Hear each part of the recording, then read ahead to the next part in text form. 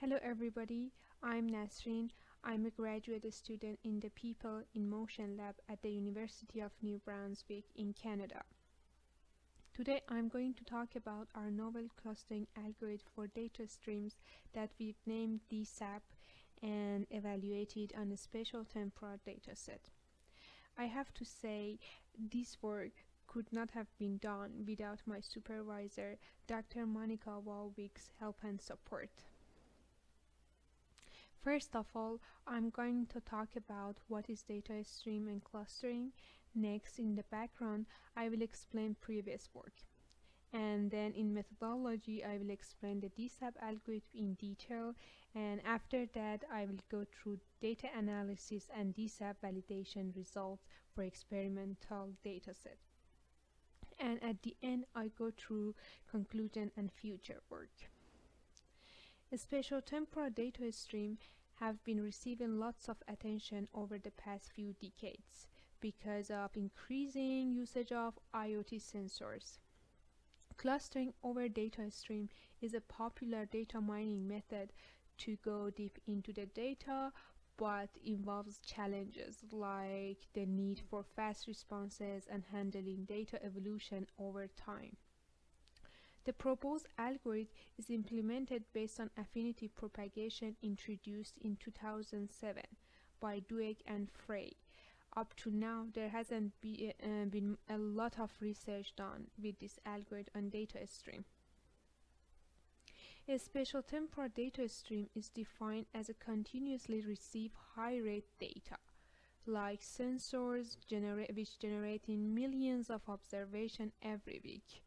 They have some features like the size of the data stream is unbounded, or data objects arrive continuously, and there is no control over the order of the data streams.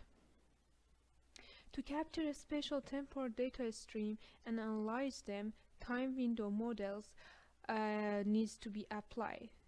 The goal of time window model is to forget historic data which might bias the analysis to outdated pattern. 4 types of window model exist. Damp time window model which assign a weight to each cluster which is based on number of observations. The sliding time window model, which is based on FIFO principle, first in first out, where the oldest data points in the window is removed when a new data point becomes available. Landmark time window separates the spatial-temporal data stream into the chunks of data based on events. When new landmark happens, all the data in the windows is removed and new data is captured. Pyramidal time window model uses different granularity levels based on the recency of data. Spatial-temporal data streams are encountered in many real-world applications, like people counting. A simple application of using people counting sensors for indoor positioning can be to control the population in public places, like to manage the current COVID guidelines to let a specific amount of people go inside the building and keep social distancing. Because of increasing number of sensors, we need data mining techniques to interpret the data. Finding a good data stream clustering solution is very important to find hidden patterns. There are 4 different strategies are used for data stream clustering: grid-based, density-based, model-based, and partitioning-based stream method. In grid-based techniques, we create grid structures and compare the performance on grid. These types of algorithms are usually used for multidimensional datasets. The most popular algorithm of this group is DStream. The next one, in density-based clustering, clusters are defined areas with the high density than the remainder of the dataset. Objects in spare areas are usually considered as a noise. DB-scan is one of the most popular algorithms in this group. Model-based method tries to fit a model to the data, assuming that data are generated from k-probability distributions. Through stream is one of the famous, most popular algorithms in this group. Partitioning-based data stream method partitioning the data into the specific number of clusters, and usually this number is specified by user. Streaming AP and k-means are two popular algorithms in this group.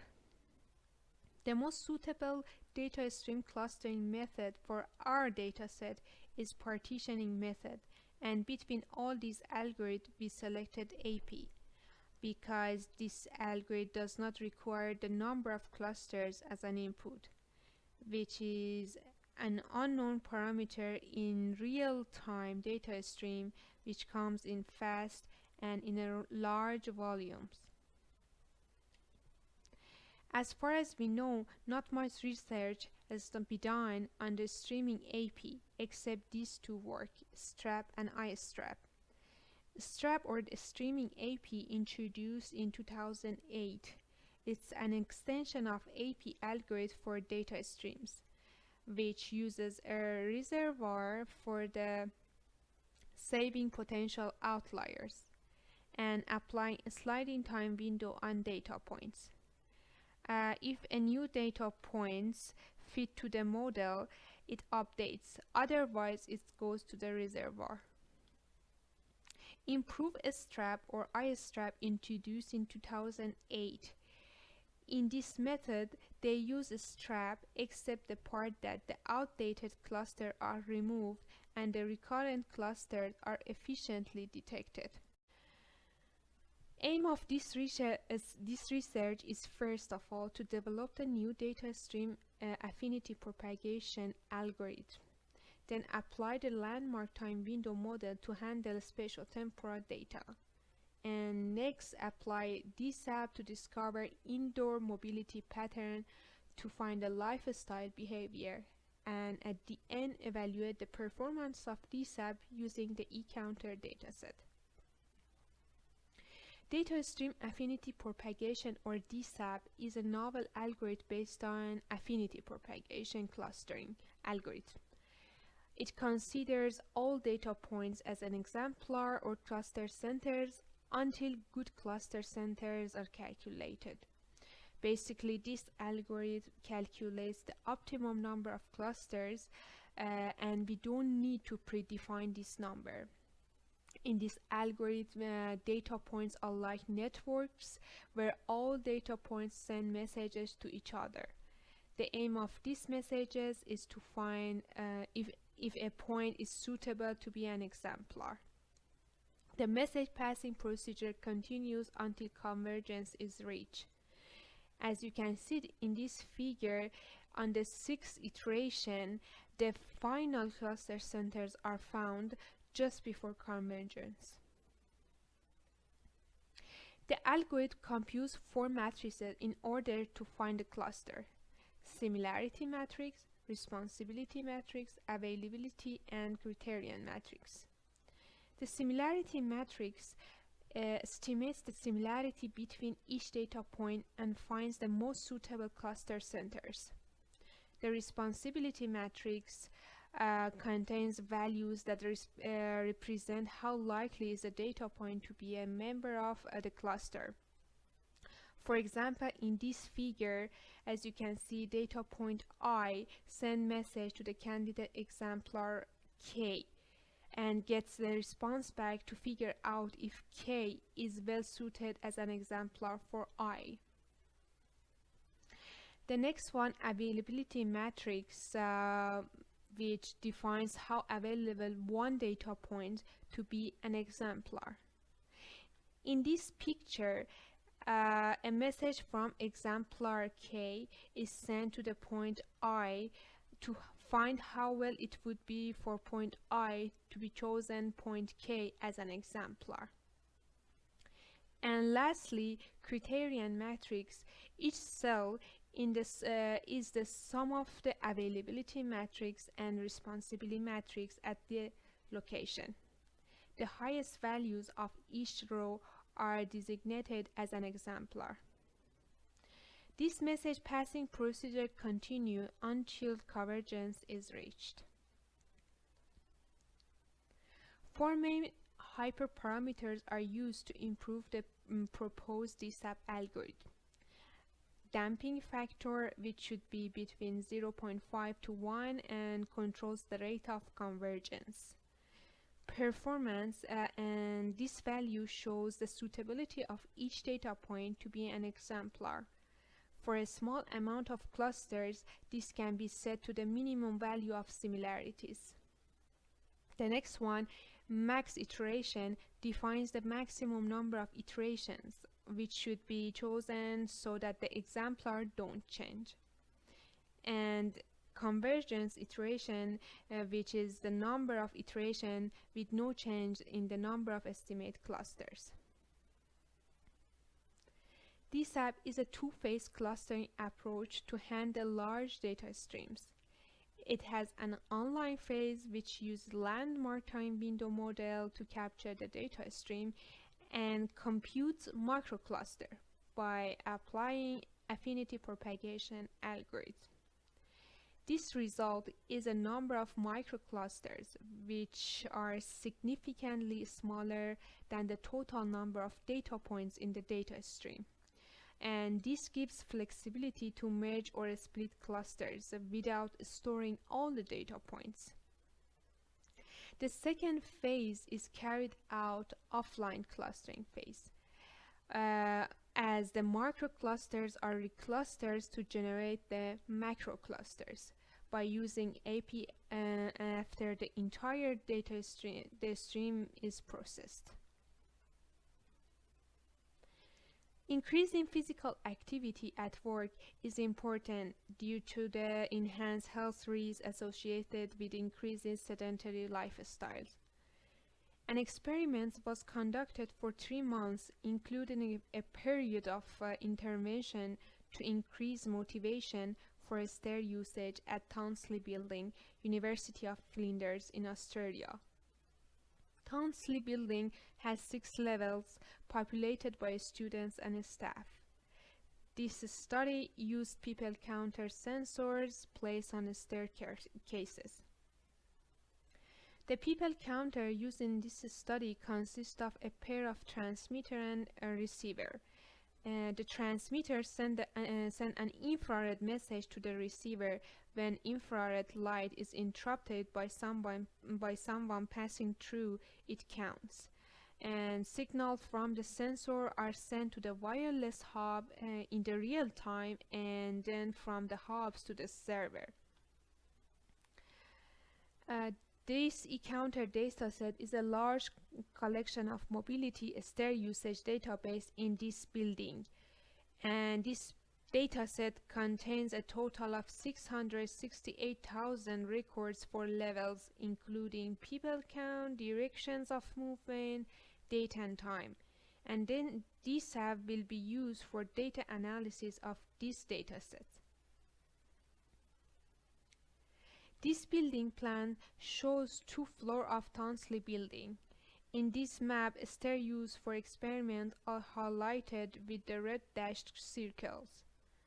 This building has 6 levels labeled by level 2 to 1, level 3 to 2, level 4 to 3 north and side, and level 5 to 4 north and side.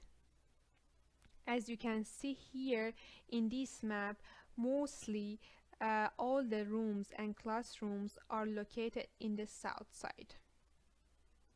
To motivate students and staff to use the stairs, digital screens are installed near the lifts.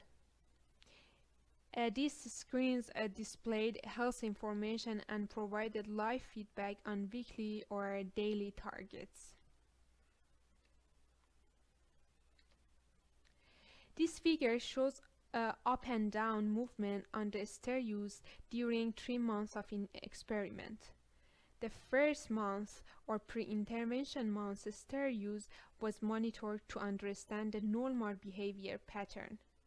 This is shown with the purple color from March 18 to April 14, 2019. The intervention months from April 29 to May 26, shown in blue, was the start of the motivational and educational interventions to encourage stair use. The white gap between pre-intervention and intervention month was the 2 weeks of semester break, which we excluded from the study. During the follow-up months from May 27 to June 23, 2019, after intervention, it's highlighted in yellow color, which digital monitoring continued to understand maintenance of behavior change.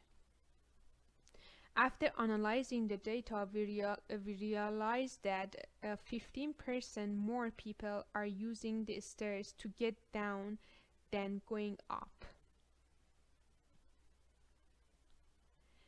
This figure shows the spatio-temporal distribution of stair use at each level the month before intervention. We aggregated the number of people at each level and each hour of the day. It's obvious that level 2 to 1 with the blue color is the most used level amongst all levels. The south side stairs used more frequently by people, while the level 4 to 3 north and 5 to 4 north are less used. This could be due to the fewer people use the north entrance, and most of the classrooms are on the south side. As you can see here, also this pattern repeated during intervention month and also after intervention month. We also observed that the busiest hour during the day are around 11 to 1, as you can see here, here, and here. Also, at 10 p.m. every night, there is some movement, which could be the security personnel checking the building. The proposed DSAP algorithm was implemented in Python using machine learning library scikit-learn. This slide and the next one are representative of the DSAP microclustering result with the landmark time window of 1 hour.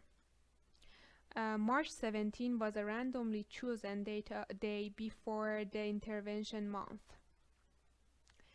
This 1 hour time window gives us microclusters that represents the entire data. And the distribution of the data is shown by the branches here. And the big circles represent cluster centers. People start coming to the building around 8 a.m. and it becomes more populated.